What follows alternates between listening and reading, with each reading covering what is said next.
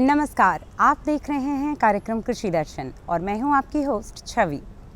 वैसे बदलता समय हो, बदलता मौसम हो या फिर बदलती तकनीकें हों, ये सब कुछ खास प्रयास ये उम्मीद करते हैं। वैसे ही इस तपती जलती गर्मी में कैसे हम अपने पशुओं का ध्यान रखें, इसके लिए किन खास प्रयासों की ज़रूरत है, इसके बारे में बात करेंगे हम आज की कड़ी में। लेकिन हमेशा की तरह सबसे पहले डालेंगे नज़र अपने पहले सेगमेंट खबरें खेती की पर। दर्शकों नमस्कार, खबरें खेती की में आपका स्वागत है। खबरों में आगे बढ़ने से पहले सबसे पहले नजर आज के मुख्य कृषि समाचारों पे। दुधारू पशुओं को थनैला बीमारी के प्रकोप से बचाए पशुपालक। मत्स्य पालन के लिए बायोफ्लॉक तकनीक लाभकारी और किसानों के लिए बेहद उपयोगी स्ट्रॉ रीपर मशीन। पशुपालक भाई बहन दुधारू पशुओं में थनैला बीमारी को रोकने के लिए अपने पशुओं के बाड़े में साफ सफाई पर विशेष ध्यान देने की जरूरत है, क्योंकि इन दिनों गर्मी की अधिकता और वातावरण के कारण कई बीमारियों के लिए उपयुक्त माहौल तैयार रहता है। इससे बचने के लिए आप पशुओं को मिनरल मिक्सर की मात्रा थोड़ी बढ़ाकर दें और साफ पानी पिलाने की कोशिश करें। इससे पशुओं का स्वास्थ्य अच्छा रहेगा। इस विषय पर जानकारी दे रहे हैं बिहार पशु चिकित्सा एवं विज्ञान महाविद्यालय के सहायक प्रोफेसर डॉक्टर पुष्पेंद्र कुमार सिंह। जहाँ पर भी पशु आप रखते हैं तो कोशिश करिए कि जहाँ पर आप दूध निकालते हैं तो वहाँ पर उसकी सफाई रखिए, या दूध को गाय या भैंस जो भी है पशु हैं आपको, उनको अलग जगह ले जा करके दूध निकालिए, ताकि वहाँ से वो थनैला जो होता है वो इन्फेक्शन नहीं होगा उससे।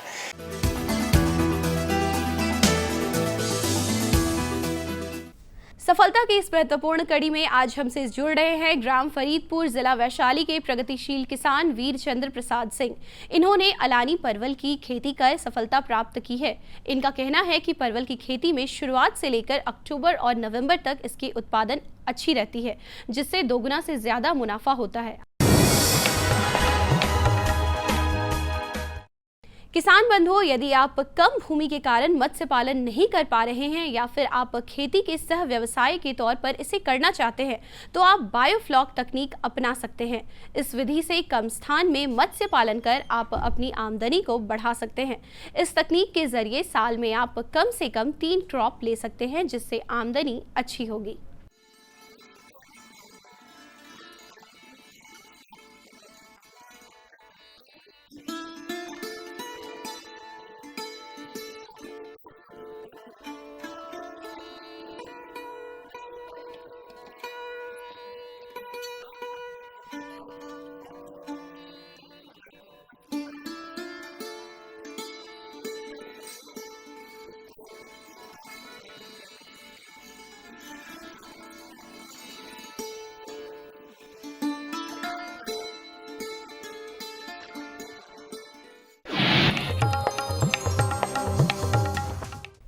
मुर्गी पालकों, यदि आप इसके किस्मों के चयन में थोड़ी सावधानी बरतें तो आपके लाभ का प्रतिशत काफी बढ़ सकता है।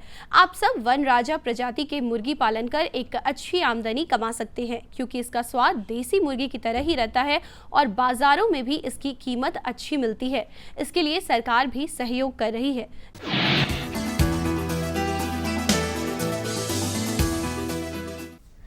किसान भाई बहनों, फसल अवशेषों को काटने के लिए बाजार में कई कृषि उपकरण उपलब्ध है। स्ट्रॉ रीपर फसल अवशेषों को काटने में सबसे ज्यादा प्रभावशाली कृषि उपकरण है। यह कृषि यंत्र एक साथ 3 तरह के काम करता है। इसमें काटना, थ्रेशिंग करना और पुआल साफ करना या भूसा बनाना भी शामिल है। इसका ट्रैक्टरों के साथ प्रयोग किया जाता है तो यह शानदार काम करता है और ईंधन की खपत भी कम होती है।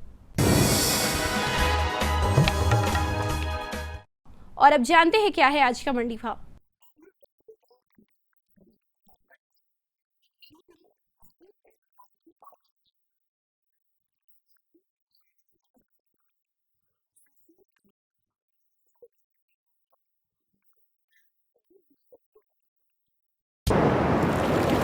और अब समय है मौसम पूर्वानुमान का।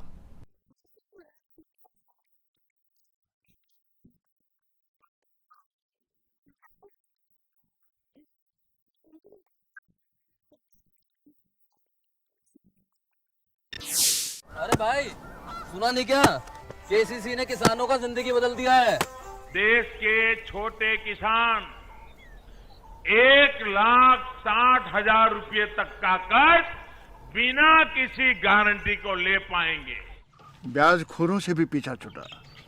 मैं तो जैविक खेती का पूरा सामान मंगा लिया। केसीसी का भी कोई दबाव नहीं है। ब्याज चुकाने के लिए पूरा 1 साल मिलता है।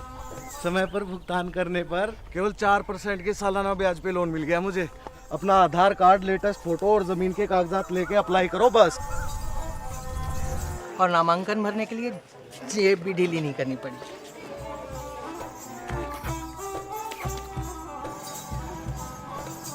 चाचा, उधार चुकाने के 24 घंटे के बाद उतने ही पैसे वापस निकाल सकते हैं। केसीसी ने किसानों की जिंदगी वाकई बदल दी है। तो आप भी। अरे भाई रामेश्वर, क्या बात, बड़े परेशान दिख रहे हो? सोच रहा था कि अभी तो हाथ पांव चल रहे हैं तो खेती कर पा रहा हूँ, कल को जब इनमें ताकत नहीं रहेगी गुजारा कैसे होगा? पेंशन से। पेंशन? हाँ, और वो भी हम जैसे किसानों के लिए। अब हम जैसे छोटे किसान भी 60 साल के होने पर 3000 रुपए मासिक पेंशन पा सकते हैं। सच में? हाँ, चलो मैं तुम्हें दिखाता हूँ। 18 से 40 वर्ष की आयु के लघु और सीमांत किसान इस स्वैच्छिक और अंशदायी पेंशन योजना में 55 रुपए से 200 रुपए की मासिक किस्त देकर प्रवेश कर सकते हैं। भारत सरकार भी हर महीने किसान के बराबर किस्त का योगदान करेगी। कभी नहीं सोचा था कि हम जैसे किसानों की भी पेंशन का सपना कभी सच होगा। प्रधानमंत्री किसान मान धन योजना, अन्नदाता के परिश्रम को संबल, पेंशन से सुरक्षित उनका कर। नजदीकी जन सेवा केंद्र जाकर इस योजना से जुड़ें। हर जोखिम से निकल कर फसल आए, सुरक्षित हो जाए। फसल बीमा से हर किसान अब आत्मनिर्भर हो जाए। अब सूखा पड़े या बाढ़ आ जाए, कोई डर नहीं। अब ओले पड़े या कीट पतंगे फसल खा जाए, कोई फिक्र नहीं। अब कैसी भी आपदा हमारी फसल पे आ जाए, क्षति होने पर हमारे दावों का उचित भुगतान मिलता है, क्योंकि हमने लिया है प्रधानमंत्री फसल बीमा। बुआई से फसल कटाई तक हर जोखिम का दावा, न्यूनतम प्रीमियम पर अधिकतम भुगतान का वादा। योजना से हर साल जुड़ रहे हैं 5 करोड़ से ज्यादा किसान। अब आपकी है बारी। नजदीकी कृषि कार्यालय, सहकारी समिति, बैंक शाखा, अधिकृत बीमा कंपनी या जन सेवा केंद्र में स्वेच्छा से करा सकते हैं पंजीकरण। फसल बीमा पोर्टल या फसल बीमा ऐप द्वारा भी किया जा सकता है पंजीकरण। प्रधानमंत्री फसल बीमा योजना, आपकी फसलों का संपूर्ण सुरक्षा कवच। कृषि एवं किसान कल्याण मंत्रालय, भारत सरकार। खबरें खेती में अभी आपने जाना मौसम के मिजाज के बारे में, ली जानकारी मंडी के भाव की, रूबरू हुए आप अपने ही एक सफल साथी के सफलता के राज से, और साथ ही साथ आपने जाना नवीनतम तकनीकों और उपकरणों के बारे में भी। अब समय है आगे बढ़ने का, जहां एक भेंट वार्ता के जरिए हम अपने विशेषज्ञ से जानने का प्रयास करेंगे कि गर्मी के दिनों में दुधारू पशुओं का रखरखाव कैसे किया जाए। किसान बंधुओं नमस्कार। अप्रैल का महीना है और भीषण गर्मी अभी पड़ रही है। तापमान 42 से 44 डिग्री सेंटीग्रेड तक पहुंच गया है। इससे परेशानी सिर्फ हम इंसानों को नहीं है, पशु भी खुद को असहज महसूस कर रहे हैं। अगर बात करें दुधारू पशुओं का, तो विशेष ध्यान या सावधानी बरतने की ज़रूरत है, ताकि उनके दूध के उत्पादन में कमी ना हो और किसी प्रकार से वो बीमार ना पड़ें। तो किसान बंधुओं, आज हम चर्चा करने जा रहे हैं गर्मी में दुधारू पशुओं का किस तरह से रखरखाव करें, इसी पर। इस विषय पर और अधिक जानकारी देने के लिए आज हमारे साथ हैं ICAR पटना के कृषि वैज्ञानिक डॉक्टर मनोज कुमार त्रिपाठी। सर, आज के कार्यक्रम में मैं आपका बहुत बहुत स्वागत करता हूं और इस सवाल के साथ कार्यक्रम की शुरुआत कर रहा हूं कि चूँकि गर्मी बहुत ज़्यादा पड़ रही है, तो जैसे हम खुद के लिए कई तरह के बदलाव से गुजरते हैं, उस तरह से दुधारू पशुओं को किस तरह से उनका देखभाल करना चाहिए या उनके देखभाल में क्या सतर्कता बरतनी चाहिए? कि गर्मी के मौसम में जब तापमान बहुत ज़्यादा हो जाता है तो निश्चित रूप से पशु के प्रजनन क्षमता पे, पशु के उत्पादकता पे बहुत विपरीत प्रभाव पड़ता है। तो इसका विपरीत प्रभाव पड़ने के बहुत सारे रीज़न हैं और ऐसा भी देखा गया है कि कुछ पशु जो हैं गर्मी से ज़्यादा प्रतिरोधी होते हैं, मतलब उनमें गर्मी थोड़ी कम लगती है। कुछ ऐसे पशु होते हैं जिनमें गर्मी बहुत ज़्यादा होती है। जो हमारे देश के देशी पशु हैं, खास करके जैसे हम गाय की बात करें तो साहिवाल हो गया, गीर, थारपारकर, रेड सिंधी, ये सब हमारी देसी नस्ल की गायें हैं। इनमें गर्मी से लड़ने की क्षमता होती है, इनमें प्रतिरोधक क्षमता अच्छी खासी होती है। तो इनमें गर्मी का प्रभाव अपेक्षाकृत जो बाहर की नस्लें हैं जैसे जर्सी हो गई, फ्रिजियन गाय हो गई, उसकी तुलना में इसमें काफ़ी फ्रिजियन और जर्सी में ज़्यादा प्रभाव पड़ता है। हमारी देसी नस्लों में थोड़ा सा कम प्रभाव पड़ता है। खास करके अगर भैंसों की अगर बात करें तो भैंसों का रंग चूँकि बहुत काला होता है और उसमें हेयर्स भी बहुत कम होते हैं और उसमें पसीने की ग्रंथियाँ भी बहुत कम होती हैं, इसलिए आप देखेंगे कि इनमें भी गर्मी सहन करने की क्षमता बहुत कम होती है। तो ऐसे में अगर गर्मी बहुत ज़्यादा होगी, ज़्यादा पड़ रही होगी, तो ऐसे में क्या होगा कि इसकी प्रतिरोधक क्षमता भी, शरीर की प्रतिरोधक क्षमता कम हो जाती है। और प्रतिरोधक क्षमता कम होने के अलावा इसका जो है दूध का उत्पादन घट जाएगा। दूध का उत्पादन तो घटेगा ही, साथ में इसके अंदर जो पहले से वसा वो है स्टोर्ड है, वो वसा भी धीरे धीरे टूटने लगती है और पशु कमज़ोर होने लगता है। तो ऐसे में हमको उस समय उचित रखरखाव करने की ज़रूरत है, खान पान की ध्यान देने की ज़रूरत है।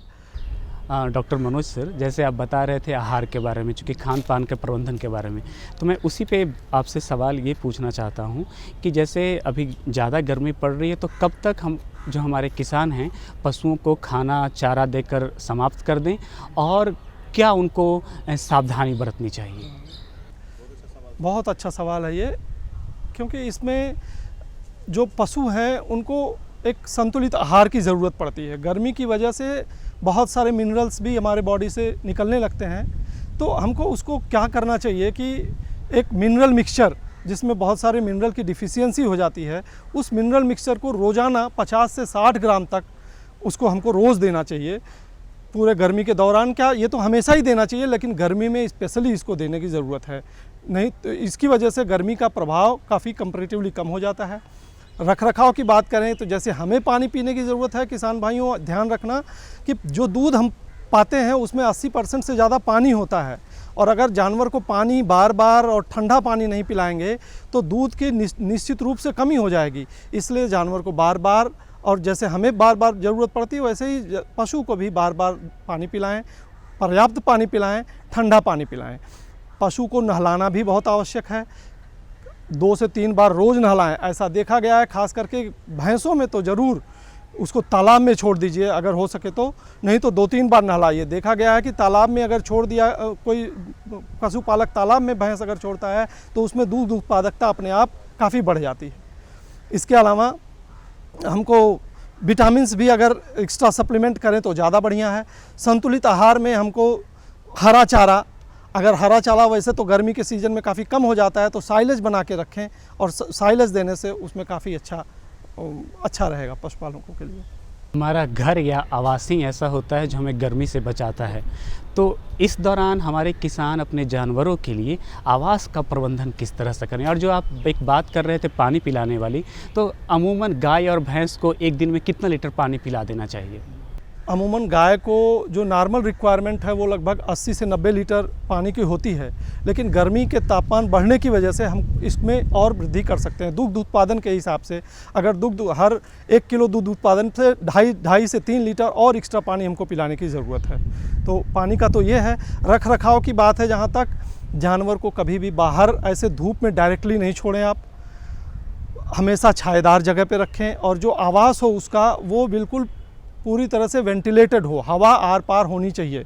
छत उसकी जो हो ऊंची हो, काफ़ी ऊंची हो, जिससे बगल के दीवार से उसके ऊपर सीधे विकिरण ना आए, सीधे उस पर प्रभाव ना पड़े, कम से कम प्रभाव पड़े। तो ये हमें ध्यान देने की ज़रूरत है। छायादार स्थान पे रखिए, ऊंची छत रखिए, बाहर बार ले जाने की ज़रूरत नहीं है।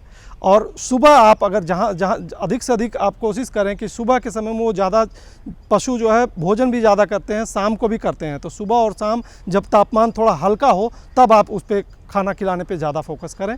और बीच के बहुत ज़्यादा गर्मी के समय में वो वैसे भी खाना कम पसंद करता है, और अगर खाना कम पसंद करेगा तो उसका खाना ही जब अगर वो कम खाएगा तो वो दूध कहाँ से देगा, इसलिए हमें ये ध्यान देने की ज़रूरत पड़ेगी।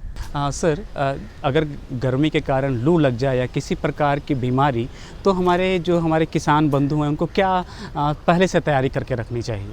देखिए, अगर किसान को मैंने पहले ही बताया कि धूप के समय में बहुत अगर प्रचंड धूप है तो बिल्कुल भी बाहर गर्मी के समय में उसको छोड़ना नहीं चाहिए, क्योंकि हीट स्ट्रोक का खतरा रहता है। हीट स्ट्रोक में जानवर का टेम्परेचर, बॉडी का टेम्परेचर बहुत बढ़ जाता है, सेलाइवेशन होता है, कई बार तो मौत तक का खतरा होता है।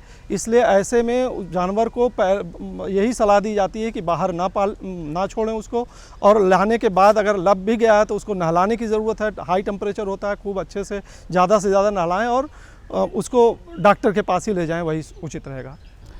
सर, आपने समसामयिक विषय पर बहुत ही विस्तार से हमारे किसानों को बताया कि इस गर्मी में उन्हें किस तरह से अपने पशुओं को देखभाल करनी है। कार्यक्रम में आए इसके लिए बहुत बहुत धन्यवाद। धन्यवाद।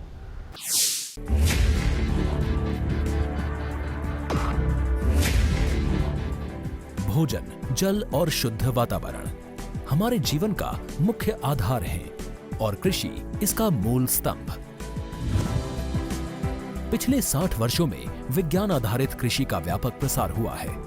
साथ ही कृत्रिम संसाधनों के बढ़ते प्रयोग से कृषि की सतत क्षमता पर चिंताएं बढ़ी हैं। प्रधानमंत्री श्री नरेंद्र मोदी जी के दूरदर्शी नेतृत्व के अंतर्गत रसायन मुक्त जैविक खेती एक महत्वपूर्ण प्रयास है। रसायन मुक्त जैविक खेती को बढ़ावा देने के लिए 5 वर्ष पूर्व सरकार ने परंपरागत कृषि विकास योजना तथा उत्तर पूर्व भारत में जैविक मूल्य श्रृंखला योजनाएं आरंभ की। ऑर्गेनिक फार्मिंग को देश भर में बढ़ावा देने के लिए सरकार अनेक प्रयास कर रही है। इसके लिए परंपरागत कृषि विकास योजना के तहत काम किया जा रहा है। न सिर्फ ऑर्गेनिक फार्मिंग को बल दिया जा रहा है, बल्कि उसके लिए वैल्यू एडिशन और मार्केट की व्यवस्था भी की जा रही है। भारत सरकार एवं किसानों के सम्मिलित प्रयासों से आज देश के लगभग 36 लाख किसान 38 लाख हेक्टेयर क्षेत्र में जैविक खेती कर रहे हैं।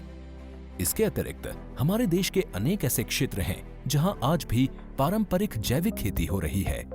इन पारंपरिक जैविक क्षेत्रों को जैविक प्रमाणीकरण सुलभ कराने हेतु पीजीएस के अंतर्गत लार्ज एरिया सर्टिफिकेट का प्रावधान किया गया है। इस प्रक्रिया की विशिष्टता ये है कि इसमें प्रमाणीकरण मात्र 2 से 3 महीनों में हो जाता है, जबकि सामान्य परिस्थितियों में इसमें 2 से 3 वर्ष का समय लगता है।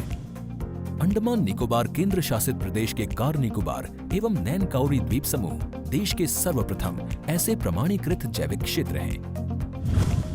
अभी हाल ही में संपूर्ण लक्षद्वीप को जैविक खेती के रूप में प्रमाणित किया गया है। वर्ष 2016 में सिक्किम राज्य पूर्ण जैविक कृषि राज्य के रूप में प्रमाणित हो चुका है। सुदूर उत्तर में हिमालय श्रृंखला के बीच स्थित लद्दाख ने भी पूर्ण जैविक के लक्ष्य की ओर बढ़ना शुरू कर दिया है। जैविक उत्पादों को बाजार सुलभ कराने तथा किसानों की उपभोक्ताओं तक पहुंच बनाने के लिए एक समर्पित जैविक खेती पोर्टल भी बनाया गया है।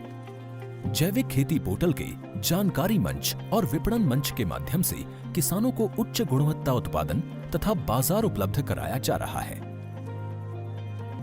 आशा है देश के सभी राज्य अपने जैविक क्षेत्रों का विस्तार करेंगे और देश में जैविक कृषि क्रांति को मजबूत करने में योगदान देंगे।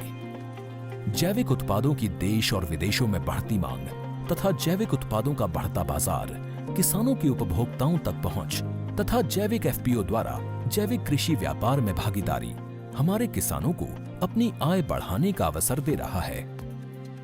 पिछले 5 वर्षों में जैविक कृषि उत्पादों का निर्यात दोगुने से अधिक बढ़कर 7,000 करोड़ रुपए से अधिक का हो गया है और इसमें प्रतिवर्ष 20% से अधिक की वृद्धि हो रही है। उम्मीद है पारंपरिक क्षेत्र के किसान भी इस बढ़ते बाजार से लाभान्वित होंगे और जैविक कृषि आंदोलन को आगे बढ़ाएंगे। किसानों की मुस्कान समृद्ध हिंदुस्तान की है पहचान।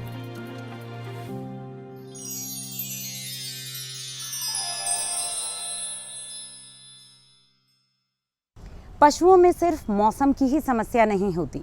मौसम के प्रकोप से तो उनको बचाना ज़रूरी है ही, लेकिन साथ ही साथ उनमें प्रजनन संबंधी समस्याओं का भी ध्यान रखना ज़रूरी है। तो पशुओं में प्रजनन संबंधी क्या है समस्याएं और कैसे करें उनका समाधान, आइए अब जानते हैं इसके बारे में अपने विशेषज्ञ से इस साक्षात्कार के जरिए। दोस्तों नमस्कार, मैं हूं विकास और आप देख रहे हैं कार्यक्रम कृषि दर्शन। दोस्तों आज के इस कार्यक्रम में हम बात करने वाले हैं बेहद ही खास। हम किसानों की बात करें और पशुधन की बात ना करें ये संभव ही नहीं है। यूँ कह सकते हैं कि किसान की परिभाषा ही बिना पशुधन के पूरी नहीं होती है। दोस्तों, और गर्मियाँ जिस तरीके से पड़ रही है, गर्मियों के मौसम में जिस तरीके से इंसान परेशान है, स्वभावतः पशु भी हमारे परेशान होंगे। और ऐसी गर्मियों में अगर खासकर प्रजनन की बात करें, प्रजनन क्षमता की बात करें, तो बहुत सारी परेशानियां हमारे किसानों को उठाना देखने को मिलती है, हमारे किसानों को उठानी पड़ती है। और इसी विषय पे बात करने के लिए आज हमारे साथ ICAR पटना से डॉक्टर मनोज कुमार त्रिपाठी हैं। डॉक्टर मनोज कुमार त्रिपाठी, आपका बहुत बहुत स्वागत है हमारे आज के इस कार्यक्रम कृषि दर्शन में। डॉक्टर साहब, सबसे पहला प्रश्न आपसे ये उठाएंगे कि विशेषकर गर्मियों के मौसम में पशुओं के प्रजनन पे क्या प्रभाव पड़ता है? हाँ, बहुत अच्छा सवाल है सर। ये गर्मियों के मौसम में पशुओं के प्रजनन पे तो बहुत ज़्यादा प्रभाव पड़ता है। जैसे कि पशु कई बार हीट में नहीं आते हैं, मतलब जिसको गांव की भाषा में गर्मी में नहीं आते हैं, वैसा ये प्रॉब्लम होती है। दूसरे, अगर हीट में वो आ भी जाते हैं तो कई बार उसको कृत्रिम गर्भाधान कराने के बाद भी वो रुकते नहीं हैं। ये एक बहुत बड़ी समस्या है गर्मी के समय में। तीसरी बात कि अगर हीट में आ गए और रुक भी गए तो उनके कंसेप्शन रेट ऐसा देखा गया है कि उसमें जो गर्भ धारण की क्षमता है वो भी 20 से 30% तक कम हो जाती है। तो गर्मी के मौसम में प्रजनन संबंधी अनेक परेशानियां आती हैं। डॉक्टर साहब, अभी आपने एक बात करी कि कृत्रिम गर्भाधान, तो कई किसानों का यह प्रश्न था कि किसान तो पशु शुरू से ही रखते आए हैं। हमारे आदि ज़माने से अगर देखें तो पशुधन जो है हमारे किसानों की शोभा रही है। तो उस समय प्राकृतिक गर्भाधान होता था और आज हम आ गए हैं कृत्रिम गर्भाधान पे।